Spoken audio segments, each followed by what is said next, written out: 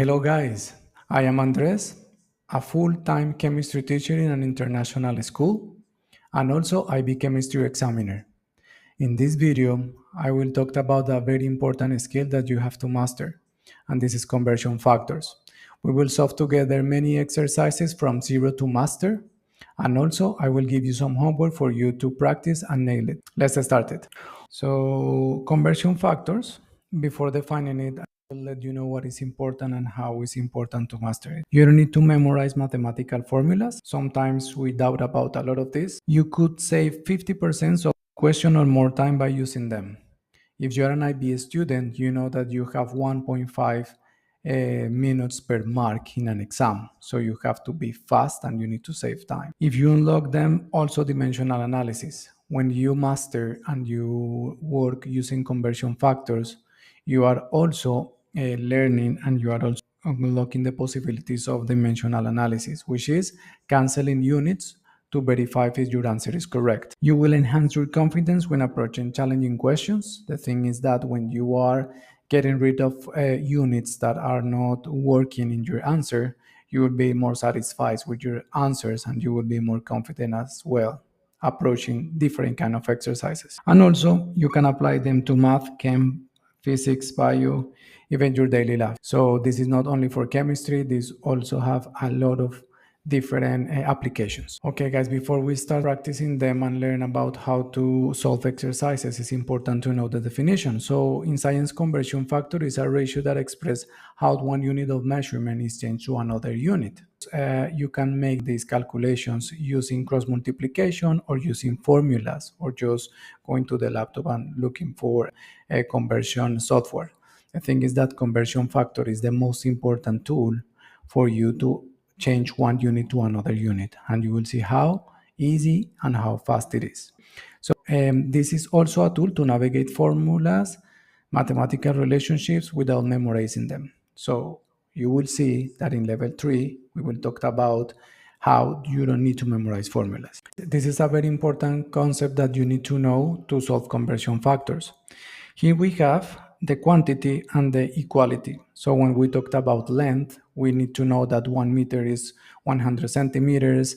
Mass, for example, 1 kilogram is 1000 grams. Time is 1 minute 16 seconds. Volume 1 liter 1000 milliliters. Distance is another example with what kilometers, 1000 meters, and energy is another with 1 calorie, 4.18 joules. So those are equalities, and it doesn't mean that conversion factors only are used to these equalities. We have many equalities in different contents, and also we can use conversion factors to change from one unit to another one. This is the only thing that you need to start, to master, and to practice the conversion factors. Dividing this tutorial in 3 levels. So in the first levels, we are starting by explaining in detail using very easy exercises. Even though you will guess, you will know the answer immediately. This is only for the purpose to teach you how to use the conversion factors in detail. Then in level 2, we will use a little bit more complex units using physics and in chemistry.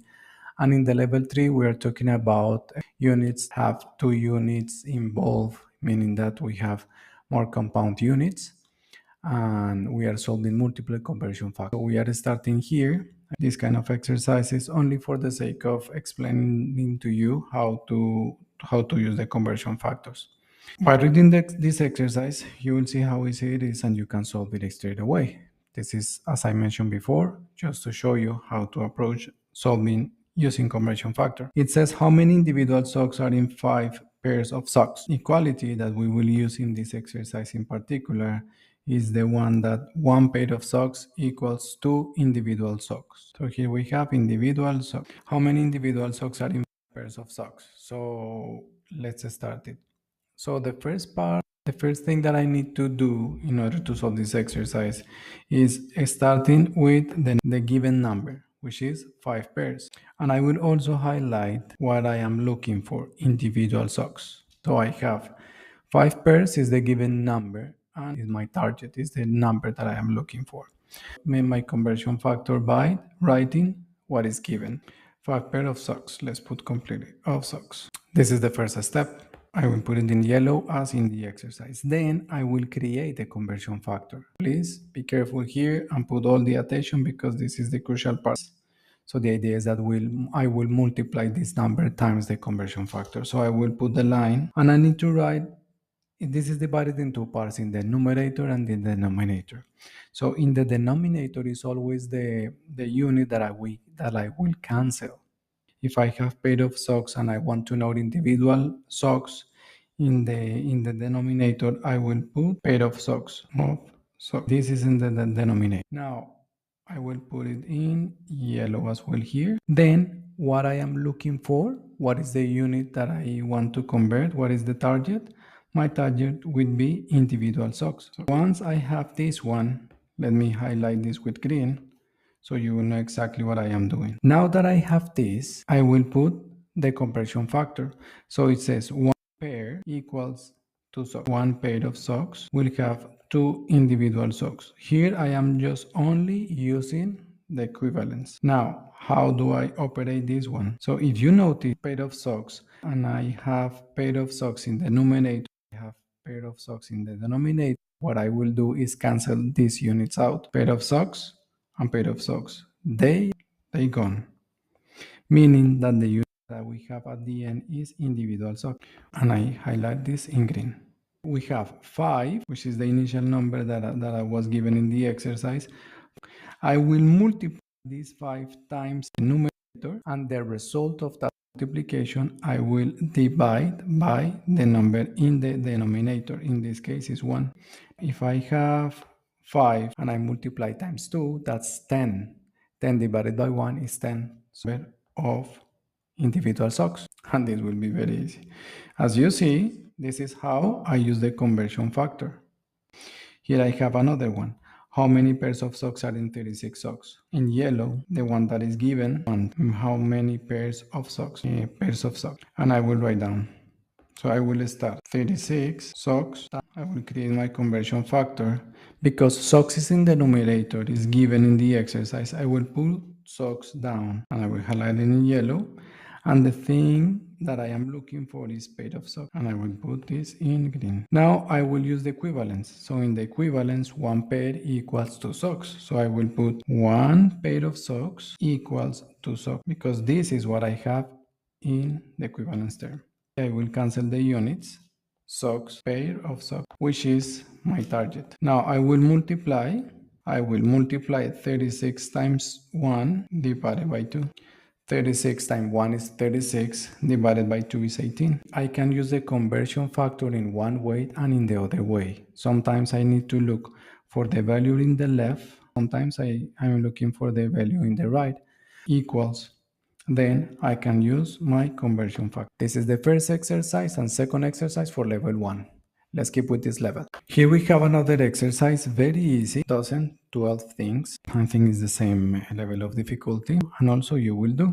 So we are doing together. Now, in this case, I won't use colors. I only used color for the first example. Now, here, I won't use any color, but I will explain again because we are solving this together. It says how many individual pencils are in 23 dozen pencils. So I will start by the given number always. 23 dozen pencils. Okay. I put my conversion factor. Now, what do I need to put in the denominator? What is the unit that I want to get rid of? Is dozen of pencil. So dozen, in that case, pencil, dozen pencils. And in the denominator, I will put the unit that I am looking for, which is individual pencil. Okay. Now I will use what I have here in my equivalent. I will fill this with my numbers. So dozen of pencil is 12 individual pencils. I will use purple 23 times 12 and the result divided by 1. Okay.